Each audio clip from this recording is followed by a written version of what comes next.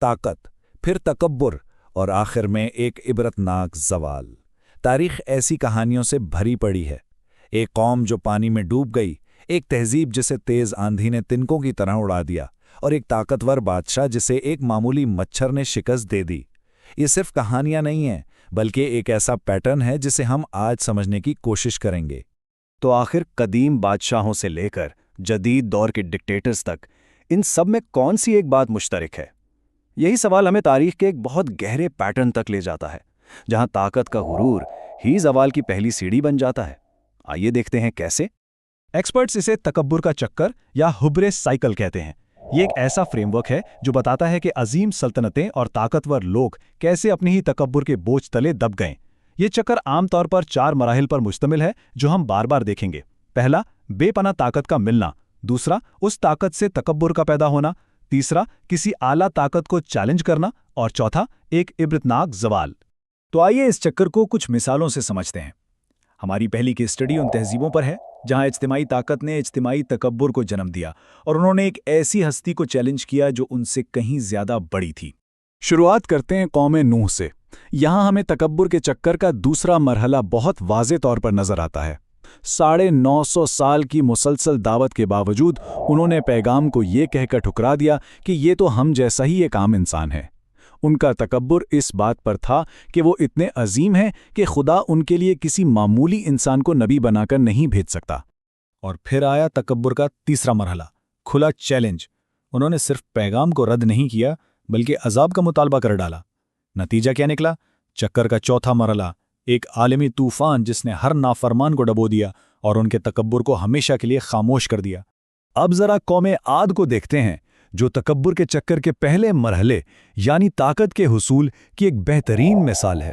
یہ لوگ جسمانی طور پر انتہائی طاقتور تھے اور فن تعمیر میں ایسے ماہر تھے کہ پہاڑوں کو تراش کر شاندار محلات بنا ڈالتے تھے۔ ان کی طاقت اور ہنر واقعی بے مثال تھا۔ اس دنیا میں ہم سے زیادہ طاقتور بھلا کون ہو سکتا ہے؟ یہ الفاظ ان کے تکبر کو ظاہر کرتے ہیں۔ انہوں نے اپنی مادی اور جسمانی طاقت کو ہی سب کچھ سمجھ لیا، اور یہی غرور تھا جو انہیں آگے چل کر چیلنج کی طرف لے گیا۔ جیسا کہ ہم یہاں دیکھ سکتے ہیں، ان کے زوال کا سلسلہ بالکل واضح ہے۔ پہلا قدم، انہوں نے اپنے پیغمبر کو چیلنج کیا جو ان کے تکبر کا نتیجہ تھا۔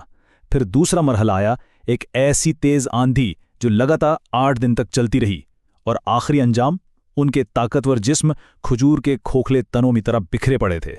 ان کی ساری طاقت فطرت کی ایک معمولی سی قوت کے سامنے بے بس ہو گئی۔ قوم سمود بھی پتھروں کو تراش کر گھر بنانے میں کمال رکھتی تھی۔ یہ لوگ انتہائی ہنرمند کاریگر تھے۔ جب ان کے پیغمبر حضرت صالح نے انہیں اللہ کی طرف بلایا تو انہوں نے ثبوت کے طور پر ایک نشانی کا مطالبہ کیا۔ یہاں بھی تکبر کا وہی چکر مکمل ہوتا ہے۔ پہلا مرحلہ، ایک معجزے کا مطالبہ۔ جب وہ پورا ہوا تو دوسرا مرحلہ آیا، نافرمانی، جہاں انہوں نے مقدس اونٹنی کو ہی مار ڈالا۔ اور نتیجہ، ایک ہیبت ناک چیخ یا زلزلے سے مکمل تباہی۔ ایک واضح نشانی کے خلاف سرکشی کا انجام فوری اور حتمی تھا۔ اچھا، تو اجتماعی تکبر سے اب ذرا انفرادی تکبر کی طرف بڑھتے ہیں، ان حکمرانوں کی طرف جو مطلق اختیار کے فریب میں ایسے مبتلا ہوئے کہ خدائی صفات کا دعویٰ کر بیٹھے۔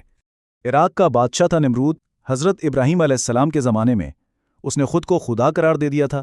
جب حضرت ابراہیم نے اسے اللہ کی طرف بلایا تو بحث چھڑ گئی۔ نمرود نے کہا، میں زندگی دیتا ہوں اور میں ہی مارتا ہوں، اور ثبوت کے طور پر ایک قیدی کو قتل کر دیا اور دوسرے کو آزاد کر دیا۔ اور پھر تاریخ کی سب سے مشہور مثال، مصر کا فرعون۔ اس نے تو اپنی قوم سے کھلم کھلا کہا تھا، انا ربکم الاعلی، یعنی میں تمہارا سب سے بڑا رب ہوں۔ اس کا غرور اس حد تک بڑھ گیا تھا کہ وہ خود کو ہر چیز کا مالک سمجھنے لگا تھا۔ یہ سلائیڈ دونوں حکمرانوں کے تکبر کے پیٹرن کو بہت اچھی طرح واضح کرتی ہے۔ بائیں طرف نمرود، جس نے زندگی اور موت دینے کا دعویٰ کیا، لیکن اس کا زوال ایک چھوٹے سے مچھر کے ہاتھوں ہوا۔ دائیں طرف فرعون، جس نے خود کو سب سے بڑا رب کہا، لیکن سمندر کی لہروں میں ڈوب گیا۔ دونوں معاملات میں خدائی کا دعویٰ کرنے والوں کا زوال ایک ایسی طاقت سے ہوا جسے وہ حقیر سمجھتے تھے۔ یہ تکبر کی سب سے بڑی ستم ظریفی ہے۔ تکبر صرف سیاسی یا فوجی طاقت سے ہی نہیں آتا۔ اب ہم ان مثالوں کو دیکھتے ہیں جہاں بے پناہ دولت نے انسان کو اسی غرور میں مبتلا کر دیا۔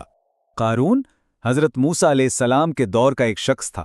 وہ اتنا امیر تھا کہ اس کے خزانوں کی چابیاں اٹھانے کے لیے کئی طاقتور آدمیوں کی ضرورت پڑتی تھی۔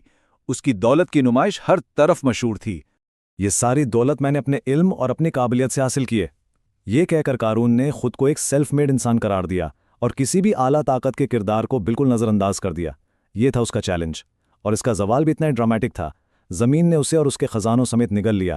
یہ اس بات کی علامت ہے کہ جس دنیا سے اس نے دولت کمائی اسی نے اسے واپس لے لیا۔ یہ کہانی ہے قوم عاد کے ایک بادشاہ شداد کی، جس نے جب خدا کی طرف سے وعدہ کی گئی جنت کے بارے میں سنا تو اس نے زمین پر اپنی جنت بنانے کا عزم کر لیا۔ یہ ٹائم لائن شداد کے تکبر کی پوری کہانی بیان کرتی ہے۔ سب کچھ ایک عزم سے شروع ہوا، زمین پر اپنی جنت بنانا۔ اس منصوبے پر 300 سال لگ گئے۔ جب اس کی عظیم جنت تیار ہو گئی تو وہ اپنی فوج کے ساتھ اس کی طرف روانہ ہوا، لیکن انجام کیا ہوا؟ منزل سے صرف ایک دن کی دوری پر اس کی روح قبض کر لی گئی۔ 300 سال کی محنت اور وہ اسے ایک نظر بھی نہ دیکھ سکا۔ تو اب جب ہم نے ان قدیم بیانیوں کو دیکھ لیا ہے تو آئیے ان سب سے حاصل ہونے والے نتائج کو اکٹھا کریں اور دیکھیں کہ کیا یہ پیٹرن جدید تاریخ میں بھی نظر آتا ہے۔ ان تمام کہانیوں کا تجزیہ کرنے کے بعد ایک واضح 4 قدمی پیٹرن سامنے آتا ہے جسے ہم تکبر کا چکر کہتے ہیں۔ پہلا مرحلہ، بے پناہ طاقت کا حصول۔